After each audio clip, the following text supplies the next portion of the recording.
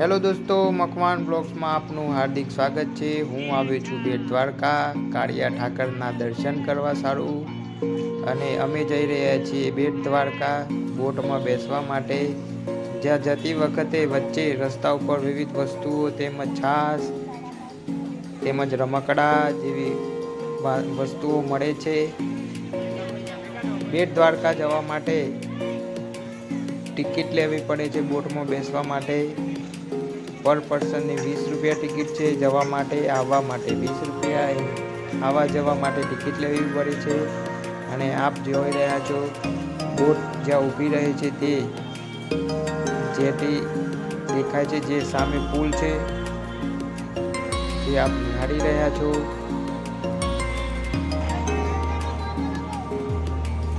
આ વિવિધ બોટો જે પેસેન્જરો માટે તેમજ માછલીઓ માટે આવેલી છે। આ બોટ ભરાઈને ચાલે છે, જેમાં 200 જેટલા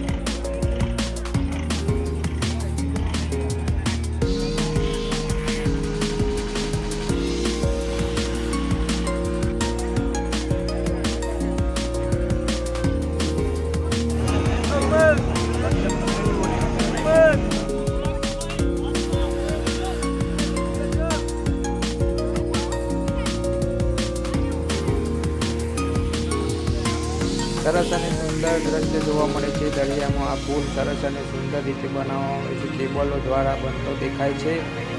અને અહીંયા પક્ષીઓ ચણ ખાવા માટે આવે છે। વિવિધ શ્રદ્ધાળુઓ આ પક્ષીઓને ચણ નાખે છે અને બિસ્કુટ, કાજુ બિસ્કુટ જેવા આવે છે જે ખવડાવે છે, જે ખાય છે।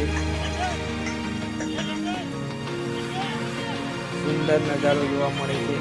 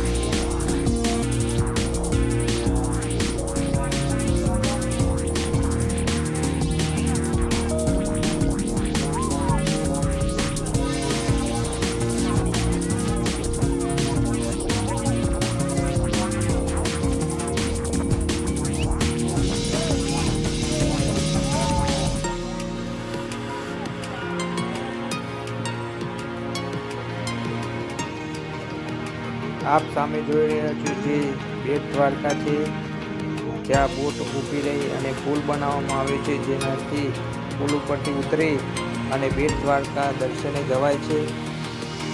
સરસ અને સુંદર રીતે ગોઠવણી કરવામાં આવી છે, જેમાં કોઈને અગવડ ના પડે એ રીતે બોટો ઊભી કરી અને ઉતારવામાં આવે છે।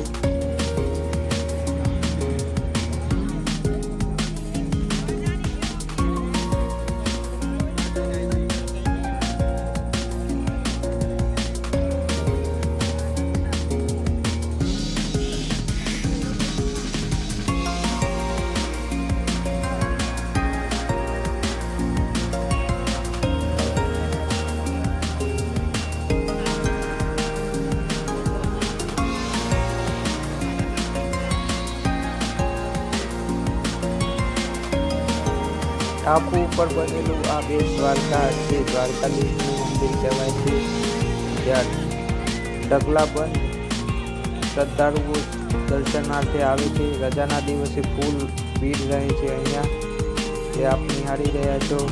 અને સરસ અને સુંદર કુદરતી દ્રશ્યો જોવા મળે છે. અને આ છે દ્વારકા